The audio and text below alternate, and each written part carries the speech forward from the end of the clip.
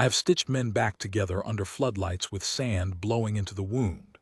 I have held a stranger's hand while the monitor went flat, and there was nothing left to do but be there so that the last thing a person felt was a hand. I have done 30 hours on my feet and slept standing against a bulkhead.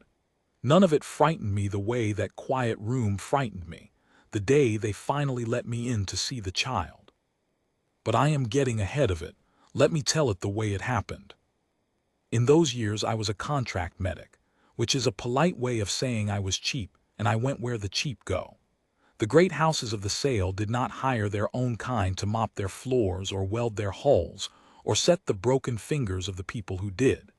They hired humans. We were good labor and we asked few questions, and we did not understand their hierarchies well enough to be insulted by where we stood in them, which suited everyone. So when the silver throne fitted out the royal Voyager Orek for the old pilgrimage, a journey their kings made once a reign, out to the edge stars where their first ancestors were said to have stepped down from the dark, they took on a few hundred of us to keep the lower decks running. And they took on one tired human with a medical kit to keep the few hundred of us running. That was me, Eli Marsh. I was 34 that year, though the work had put more on my face than that. I had a steady pair of hands and a back that ached in the cold, and a way of going quiet in a crisis that people mistook for courage. It was not courage. It was only that I had learned, somewhere along the years, that panic never set a bone or stopped a bleed, and a man can train himself out of almost anything if it never once helped him. The Orek was the most beautiful machine I have ever stood inside. I want you to understand that, because the rest of this story is about the limits of beautiful machines, and it would be cheap of me to pretend the ship was not a wonder. She was a thing of pale metal and crystal, half a mile of her, lit from within so that even in the deep dark between stars she glowed like a lantern carried across a field. The sail built the way they did everything, to be looked at and not touched. The upper decks were galleries of light. The corridors sang faintly when you walked them. The air smelled of something cool and clean that I never had a name for, and down where I worked, below the singing corridors, it smelled of solder and sweat and machine oil, and the lights buzzed, and that suited me too. I have always been more comfortable in the engine room of a thing than in its showroom. The sail themselves I will try to describe, though they were a hard people to describe without sounding as though I am inventing them. They were tall, the shortest of them taller than the tallest of us, and they were pale, not the pale of a sick man but the pale of moonlight on snow, a faint blue or silver under the skin, as if something cool burned just beneath the surface. Their hair was white or near to it, and in some of them it seemed to hold its own light. Their ears came to soft points. Their eyes were large and very calm and the color of clean ice, and when they looked at you it was like being looked at by a deep, still lake. They were beautiful the way a frozen waterfall is beautiful, and about as warm. And they did not touch. That was the first thing any human learned aboard, learned fast and learned hard. The sail did not touch one another, not in greeting, not in grief, not in love that I ever saw. They bowed. They inclined their heads at measured angles that meant 100 different things I never fully learned. They passed objects on small floating trays so that no two hands need pass them directly. To touch a sail uninvited was not rude.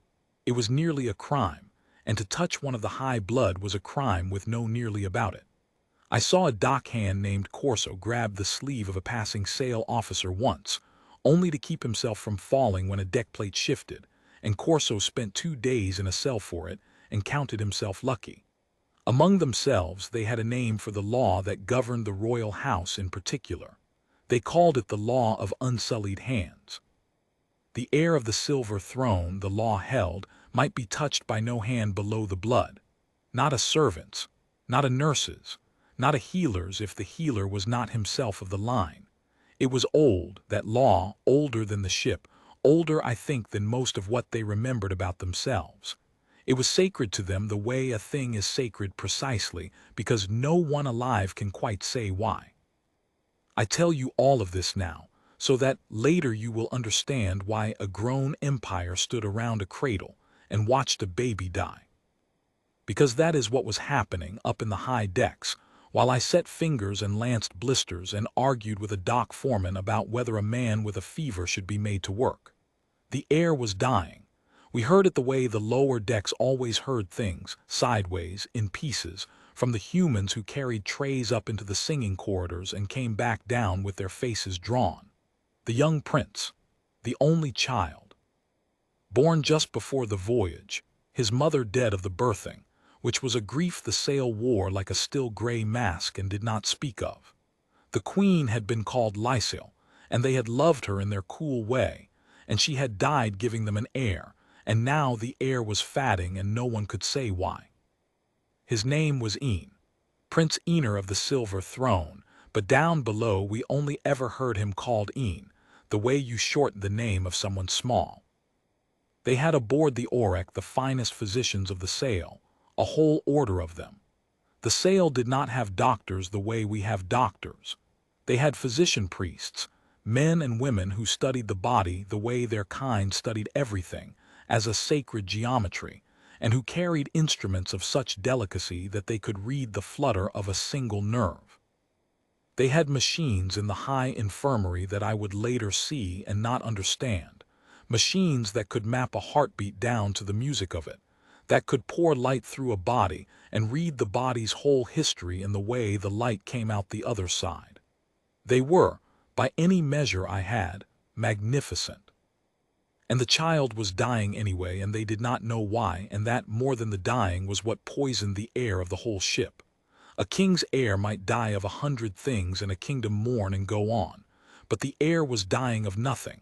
He had no fever they could find, no malady in the blood, no flaw in the small perfect heart. He simply would not thrive. He grew thin.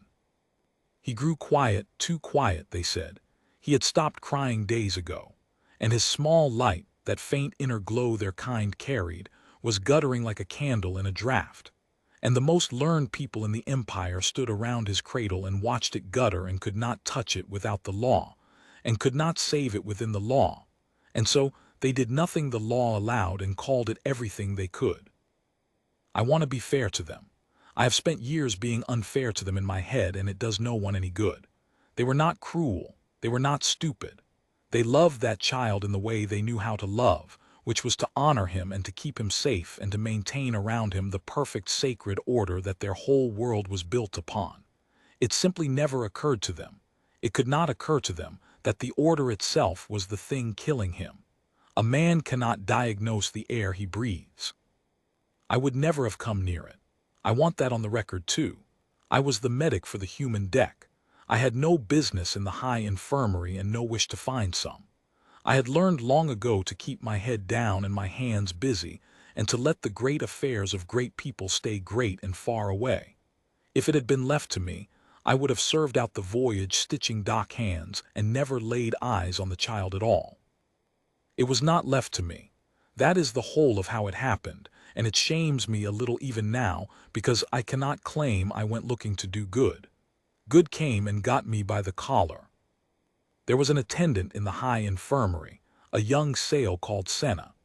I knew her a little because she came down sometimes to the human deck on errands the higher attendants thought beneath them, and she was kinder to us than most, which is to say she looked at us as though we were in the room.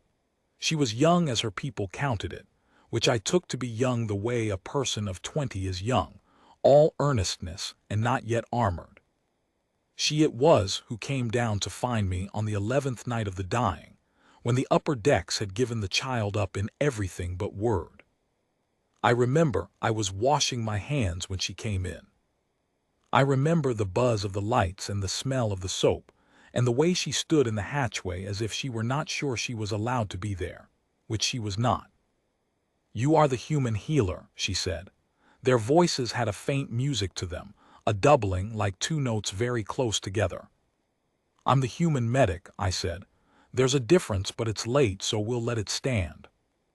She did not understand the joke and did not pretend to, which I respected. "The high physician has sent word through the under corridors," she said. "By the king's leave, every healer aboard the Orek of any blood is summoned to the air." She paused, and something moved behind the calm of her face, something I would come to know in her people as the look they wore when the law and the heart pulled in two directions, and the law was winning. "Of any blood," she said again, as if she could not quite believe she was carrying the words. "It has never been said before. The king has unsaid the law of unsullied hands for one night. For one night only, a hand below the blood may attend the heir if it might save him."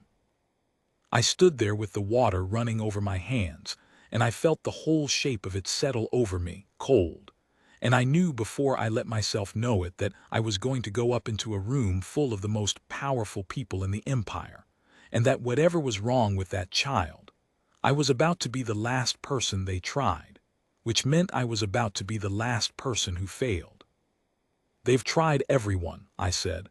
"Everyone of their own, people who can read a heartbeat like sheet music, and now they're sending for the man who fixes the dock hands." "Yes," Senna said simply. "Why me?"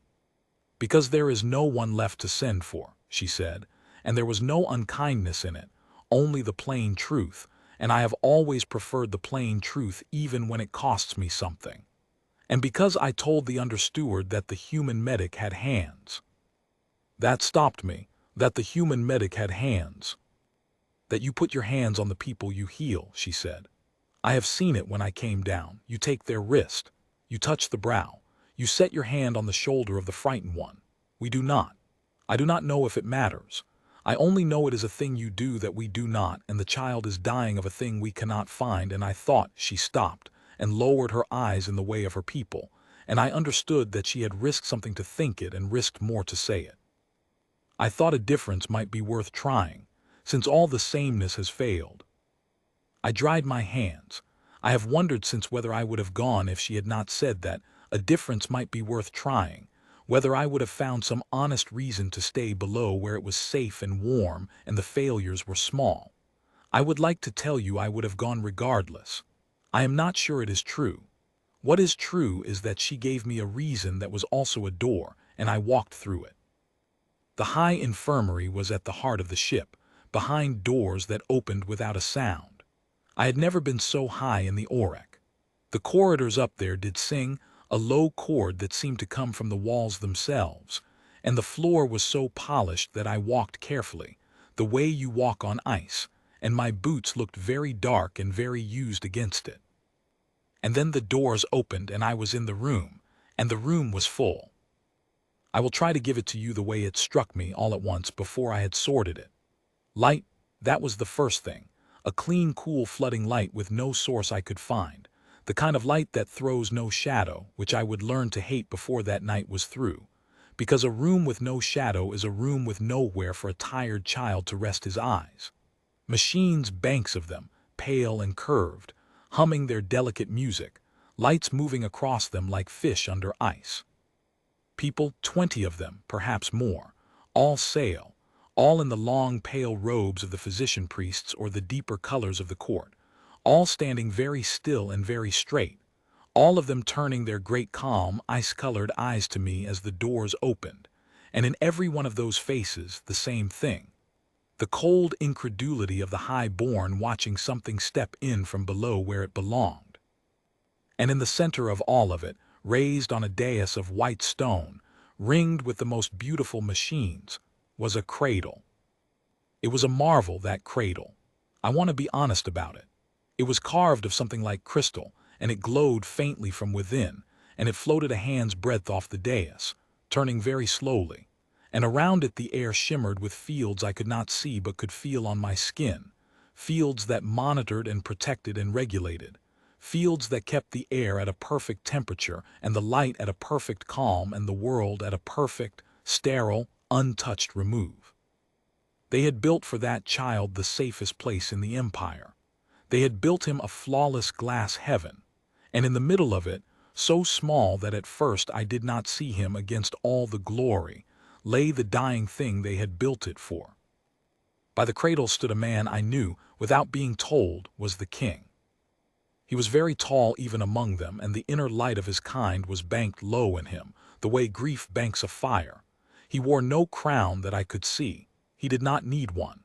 He stood the way a man stands when he has been standing a long time at the edge of something he cannot fix and cannot leave. He did not look at me when I came in. He looked at the cradle. He had, I think, stopped looking at anything else days before. And nearer the cradle than even the king in the white robes of his order stood the one I took for the high physician, Orion. I would learn his name was an old sail, old enough that his light had gone thin and steady as a star, with a face like a closed door. He looked at me as the doors shut behind me, and he looked at me the way a master craftsman looks at a tool that has been put into his hand by mistake, not with hatred.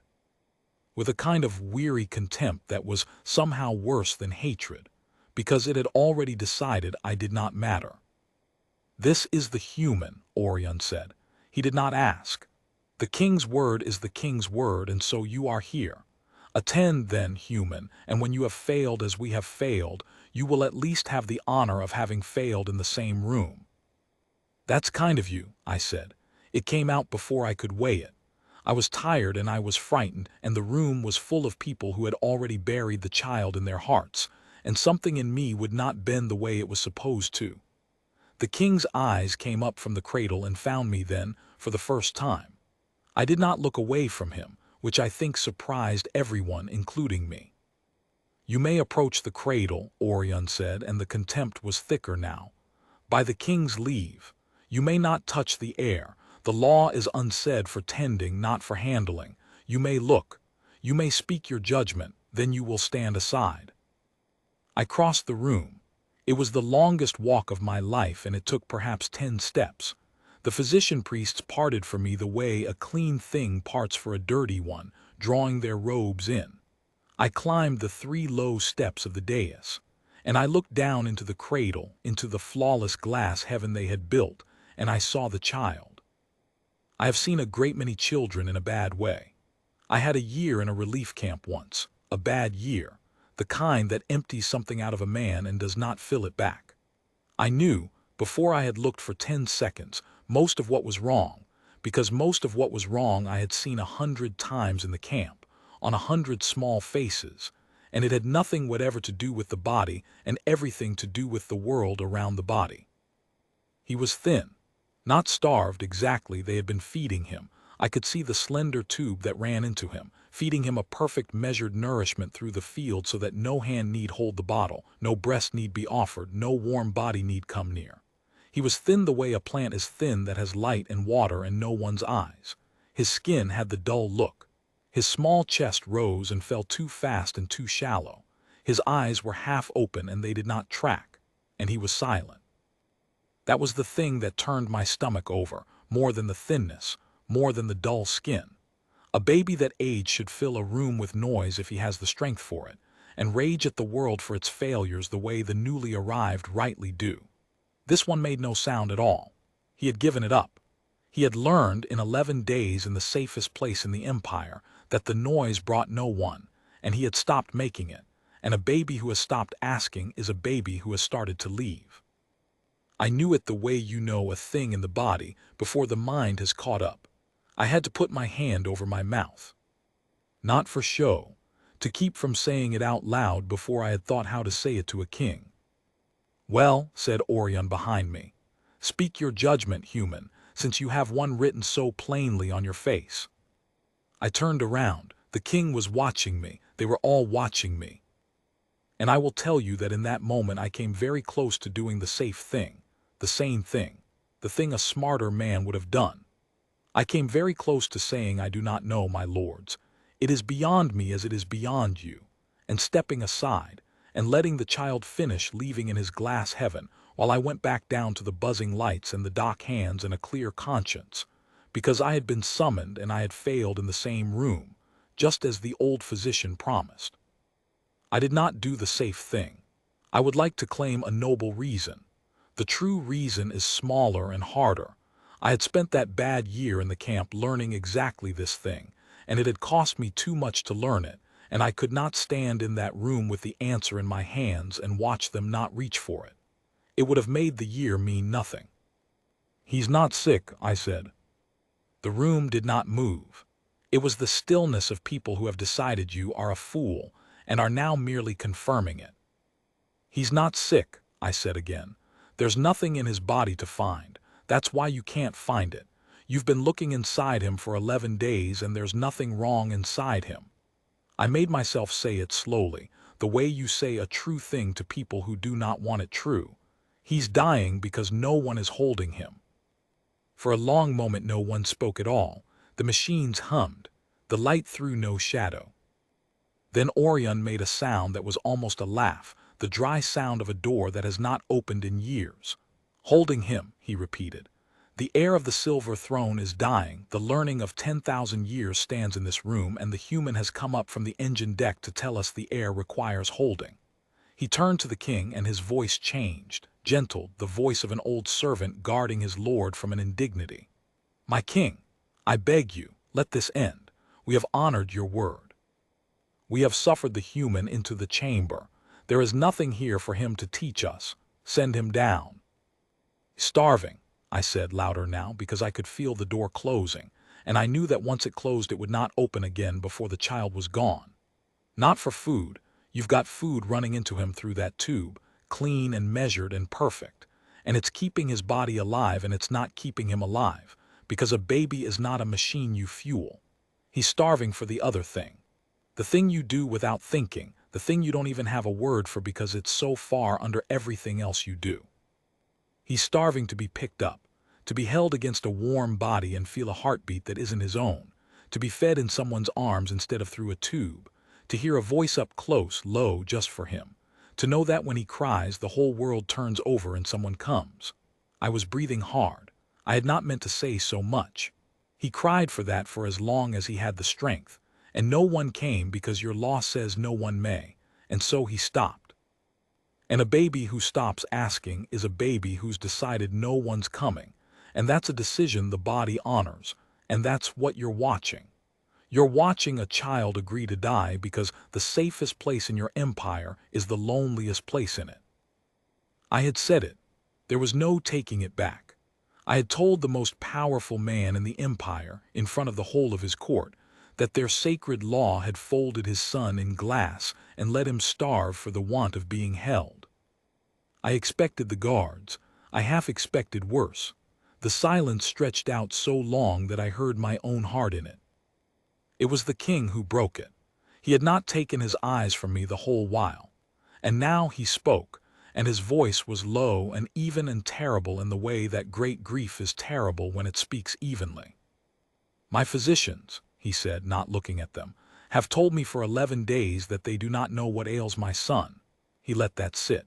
You have been in this room for the span of 100 breaths, and you have told me you know. He took one step toward me, and the court drew in around it like a held breath. Tell me why I should believe the engine deck healer over the order that has served my line since before your kind had ships. And here is the thing I am most glad of, looking back across all the years. I did not try to be grand. I was so tired, and the child was so small behind me, and I did not have it in me to be anything but what I was. Because they've been right about everything except whether the boy is alive, I said. And I've been wrong about a great many things in my life, my lord, but I have held a lot of dying children more than any man should, and I know what this one is dying of because I've watched it happen and I've watched it stop happening, and the medicine that stops it doesn't cost anything and it isn't in any of your machines. It's a pair of arms. I swallowed. You don't have to believe me. You only have to let me. If I'm wrong, you've lost nothing but the law for one more hour, and you've already unsaid it for the night. If I'm right, I did not finish it. I did not need to. The king looked at his son. He looked a long time. I watched the grief and the law war in him the way I had watched it war in young Senna in the doorway hours before, and I understood for the first time that the law was not the enemy. The law was the love. It was the only way they had ever known to keep what was precious safe, and they had loved this child so much that they had wrapped him in the safest thing they had, and the safest thing they had was killing him, and to let me touch him the king would have to believe that everything his people had ever known about how to keep a thing safe was wrong. That is not a small thing to ask of a man over his only son. Orion, the king said. My king, I beg you. Orion. The king did not raise his voice. He never once raised his voice that I heard in all the time I knew him. Open the cradle. The old physician went gray. I had not known they could go gray. My king, the law of unsullied hands is unsaid, the king said, until the dawn, by my word, and I would rather answer to my ancestors for a broken law than to my son's mother for a kept one. He turned his ice-colored eyes on me, and there was something in them now that had not been there before, something raw and unguarded that a king ought never to show his court and showed anyway, because he was past the point where pride could reach him. Heal him, human, he said, if you can. And if you cannot, if this is a cruelty dressed as a hope, then I will not forgive you, and neither will I blame you, for at least you will have tried to reach where the rest of us only stood and watched. Orion's hands shook as he worked, but he worked. The fields around the cradle dimmed and parted.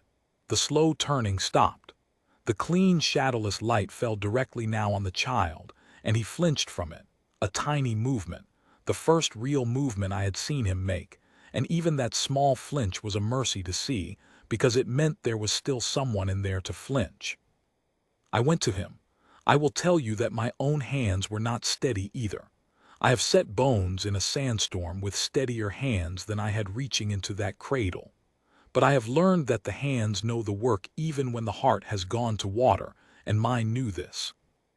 I slid one hand under his head, under that small heavy head that lolled because he had not the strength to hold it, and the other under his back, and I lifted him out of the glass heaven they had built, and the whole court of the sail made a sound. A single soft sound altogether. A sound of horror and of something else I did not yet have a name for, as a human's bare hands closed around the heir of the silver throne. He weighed nothing. That is the thing I remember in my own hands to this day. He weighed less than a child that age should weigh, light as a folded bird, and he was cool to the touch, cooler than a child should be, all his small fires banked low. I did the only thing I know to do. I opened my coat and I laid him against my bare chest, skin against skin, his small, cool body against the warmth of me, his cheek over my heart. And I closed the coat over both of us so that he was in the dark and the warmth, out of the shadowless light at last, and I cupped my hand over the back of his head, and I began, very slowly, to move. The old rocking. The thing every tired parent on every world that has ever had parents has done in the dark hours. The small swaying step, side to side, that says with the whole body what words cannot, which is, you are held, you are warm, someone came. You do not have to leave. And I sang. It was an old song, one my own people have, the kind with no real words to it, the kind that is mostly the shape of comfort poured into sound. I do not have a fine voice. It did not matter.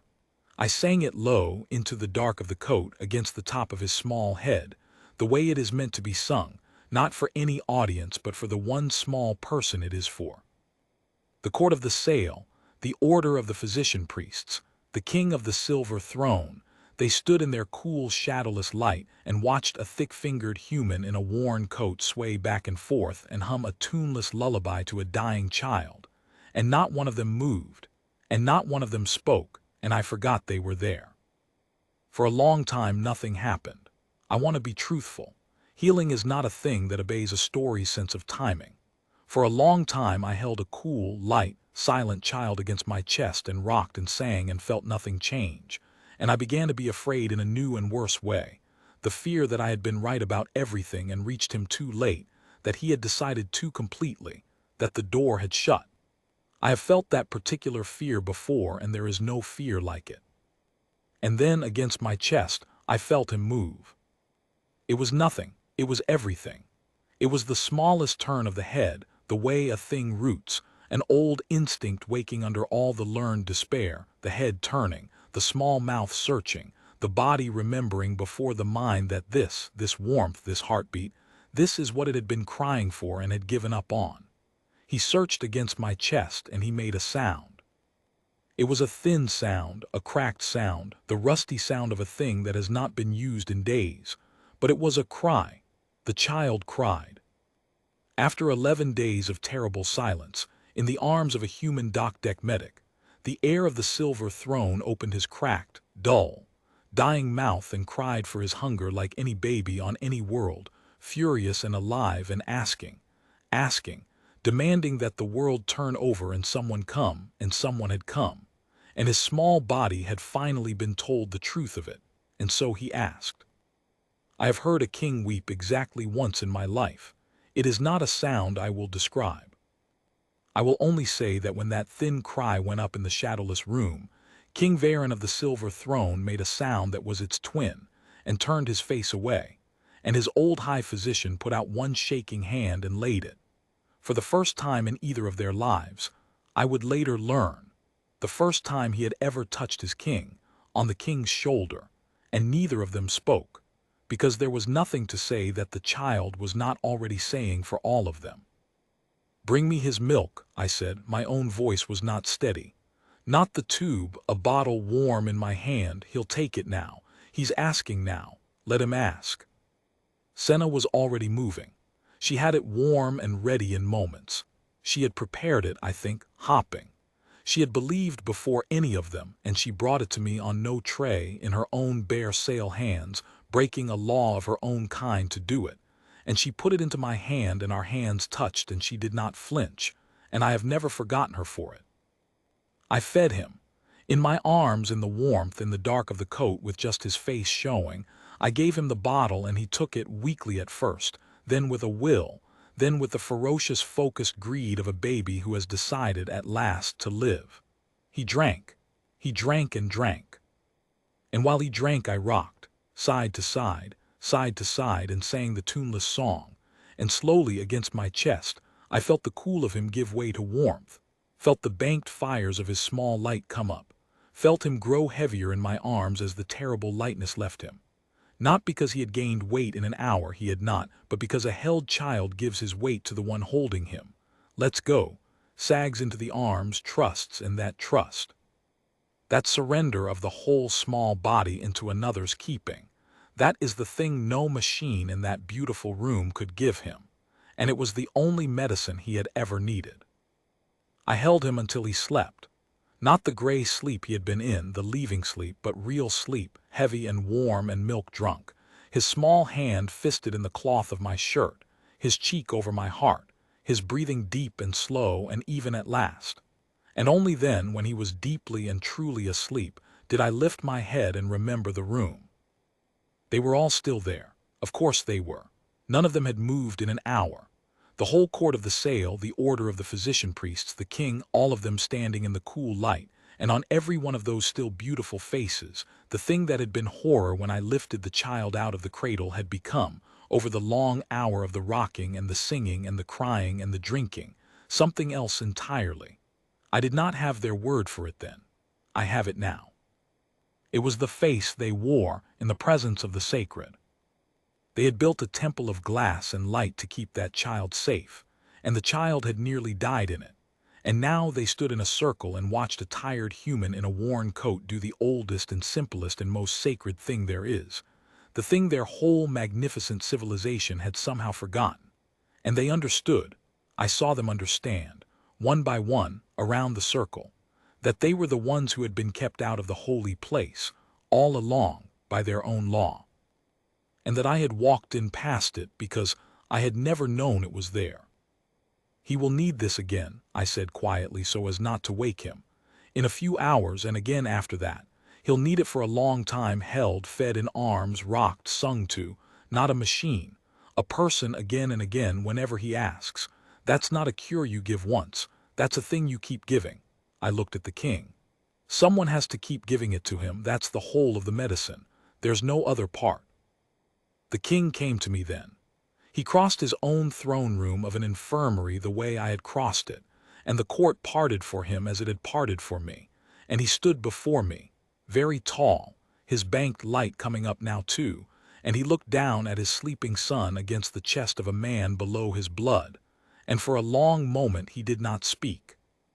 "May I?" he said. It took me a moment to understand. The king of the silver throne was asking my leave, mine, the engine deck medic's, to touch his own son. Because his own law had taught him, so deeply that even now, even here, he did not think to simply take the child, that the heir might be touched by no hand below, and the only hands the child trusted now were mine. And so the king, to hold his son, had first to ask the human. "He's your boy," I said, and my voice cracked on it. "You don't ask me. Open your coat." He did not understand at first. I showed him. I am not ashamed to say I reached up and opened the high collar of the king of the silver throne with my own thick fingers, there in front of his whole appalled court, so that there would be warm skin for the child to lie against.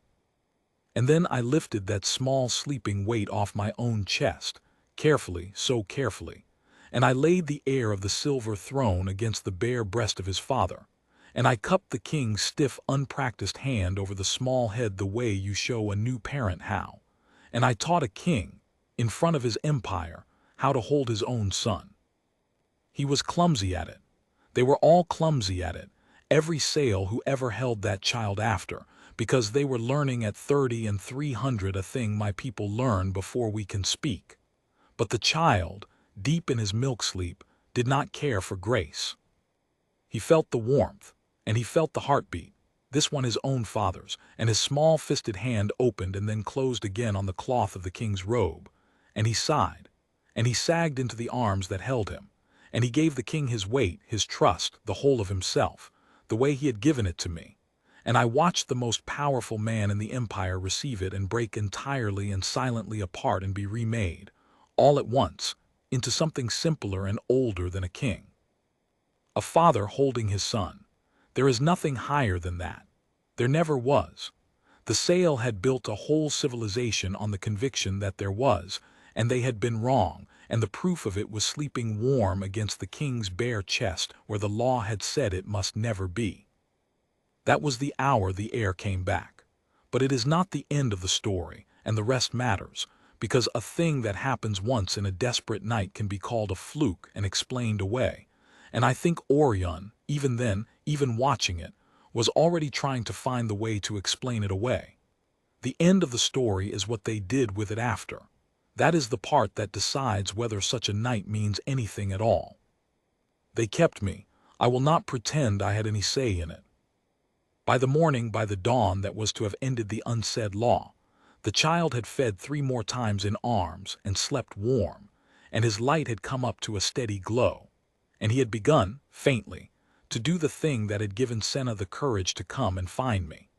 He had begun to fuss, to demand, to be a nuisance, to fill the room with the magnificent noise of a living child who has discovered that the world will, in fact, turn over when he asks it to. The whole high infirmary, that had been a hushed and dying place, was loud by dawn with a baby's outrage, and I have never in my life heard a sweeter sound, and I do not think they had either. For I saw grown physician priests stand at the edge of the room with their hands pressed to their mouths to keep from making sounds of their own. And the king did not let me go back down to the engine deck. The law of unsullied hands was to have been reset at dawn, restored, the breach closed, the order kept. The whole court expected it. I expected it. I had already, in my mind, gone back down to the buzzing lights, a man with a strange story no one below would quite believe. The king unsaid it for good. He did it without ceremony, the way he did everything, standing by the cradle that no longer held a dying child, with the morning's first watch of the Orek gathered to hear it. He said that a law made to keep the heir safe had nearly killed the heir, and that any law that does the opposite of the thing it was made for is not a sacred law but a sacred mistake, and that the line of the silver throne had carried that mistake a long time and would carry it no further. He said the heir might be touched by any hand that loved him and any hand that healed him. He said it plainly, and he did not soften it, and he did not ask the order's leave. And old Orion stood through all of it with his closed-door face, and I waited for the high physician to fight it, because a man does not give up 10,000 years without a fight. He did not fight it. I have thought about that a great deal. When the king had finished, Orion came to me, old Orion, who had called me the engine deck healer and meant it as the lowest thing he could think to say, and he stood before me, and he did a thing I am told no physician priest of his rank had done before a human in the whole history of his order. He bowed, not the small measured incline that meant a courtesy, the deep one, the one they gave to the throne. "I have studied the body for 200 years, he said, and his doubled voice was very low. I believed there was nothing in it I had not learned. You have shown me that I did not know the first thing about it." He straightened. His ice-colored eyes met mine, and the contempt was wholly gone out of them, and what had replaced it was harder for a proud man to give, and I valued it the more for that. "I did not know that the body keeps its own law," he said, "older than ours. That a child held lives and a child unheld dies, and that no instrument I own can read it because it is not written in the flesh but in the space between two bodies. You read it in 100 breaths." He paused. "Teach it to us. Teach it to my order. We have machines enough. We have no one who knows what the human knows. Stay and teach us how to hold our own children, for it seems we have forgotten if we ever knew. I have been offered things in my life. Money mostly, and not much of it. No one had ever offered me that. To be asked by the proudest man of the proudest order in an empire to teach him the one thing my poor and ordinary people knew that his rich and ancient one did not. I did not have a ready answer for it. I am not sure there is one. The king made it plainer after, when it was just the two of us and the child, which is how I came to spend the most of an hour alone with a king, a thing that down on the engine deck would have been a story no one believed. He asked me to stay. Not as a servant, he was at pains to say it, and I believed him, as the heir's own healer. As the one who would be there, again and again, whenever the child asked, to do the simple, endless work of the holding and the feeding and the rocking and the singing, and to teach the rest of them to do it too. The king first of all, who confessed to me, haltingly in the careful pale dawn, that he did not know how to be a father to a son he had been forbidden to touch, and that he had been more frightened of that than of the dying almost, and was ashamed of the fear. "I am not a wet nurse, my lord," I said, because someone had to say the plain thing and it was always going to be me. "And I'm not a tutor to kings. I'm a medic. I fix dock hands. I don't belong up here, and you and I both know it, whatever your court managed to feel in the small hours of the night. Tomorrow they'll remember I came up from below, and they'll go back to looking through me, and that's all right.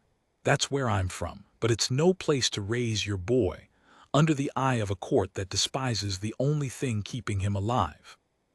The king was quiet a while. The child slept against him. He had not let me take the boy back, would not, I think, for a long time, having learned at last what he had been missing. "You are right that they will remember," he said, "and you are wrong that it changes anything." He looked at me, and the banked grief had gone out of him and something else had come up in its place, steadier, the thing a man has left when the worst has passed him by and he is allowed, against all his expectation, to keep what he loves. "They looked through you when you came in," he said. "They will not look through you again.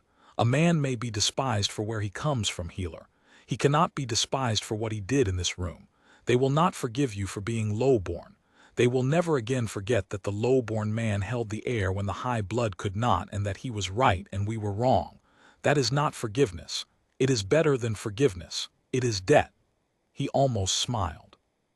They did not smile, the sail, not really. This was the nearest thing I ever saw to it. An empire that owes a man its future is a poor place to be despised in, and a good place to raise a child. Stay. I stayed. I will not pretend it was simple after, or that the court warmed to me overnight, or that I became some honored lord. I did not. I remained, to most of them, the human who came up from below, and there were those who never forgave it, who could not forgive that the saving of the air had come from where it came. But the king was right about the debt. They did not look through me again. And the ones who mattered, Senna, who became the heir's chief attendant and the first of all the sail to truly learn the holding from me. Old Orion, who in his last years would come and sit and watch me with the child and ask his quiet questions, an old master humbled into a student again, which is a rarer and finer thing than any honor. And the king, who was never my friend, for kings cannot quite have friends, but who was something near to it across the years. The ones who mattered saw me clearly, which is all I ever wanted from anyone, and more than I had ever been given before. And the boy grew. That is the plain miracle at the bottom of all the rest of it, and I never got used to it, and I hope I never would have. Ian grew. He grew loud, and then he grew strong, and then he grew tall the way his people grew, and his light came up bright and stayed bright.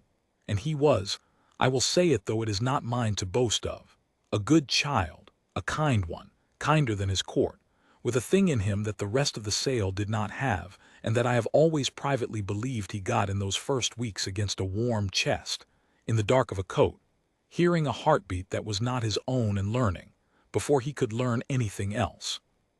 That when he asked, the world would turn over and someone would come. He called me by my name. From the time he could speak, he called me Eli, plainly, the way the small name Ian had been used of him down on the decks before any of them knew his face. The court did not love it. A prince ought to have a title for the man who tended him, but the boy would not be moved, and the king, to the court's quiet horror, let the boy have his way in it. And so I was Eli to the heir of the silver throne, and remained Eli to the king of it after his father was gone, which I count among the few honors of my life that I am sure I earned. People have asked me in the years since what I did.